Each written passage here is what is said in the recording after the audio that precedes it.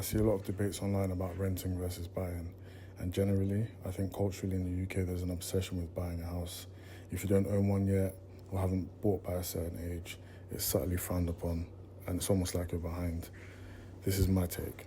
Renting versus a mortgage is the most emotional debate in the UK, and it's because we were raised to believe buying a house is the only real adulting milestone. But here's the truth.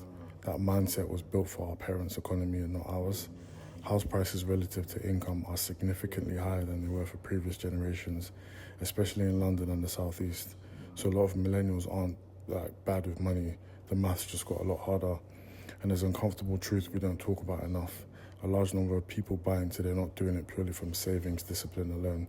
They're being helped with deposits, they're receiving early inheritance, or they're inheriting property outright. And that's not a criticism, that's just reality. But it distorts the narrative. Because when someone says just buy, they might be standing on generational equity you didn't inherit. Now, does that mean renting is always better? No, it doesn't. It means renting can be the smarter move when three things are true. One, you don't plan to stay put for at least 5 to 10 years. Two, the mortgage rate plus maintenance plus fees would eat your cash flow.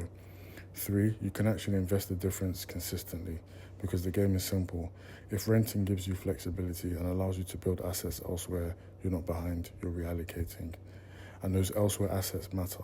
A stocks and shares ISA invested into broad index funds over time, pension contributions with employer matching, building a business that produces cash flow and becomes an asset in itself. A house can build wealth, but it can also trap liquidity. A business or portfolio can build wealth, but only if you're disciplined. So here's the real question. If you rent this year, what asset are you building on purpose? Comment rent if you think flexibility is underrated, and comment buy if stability is worth the cost right now.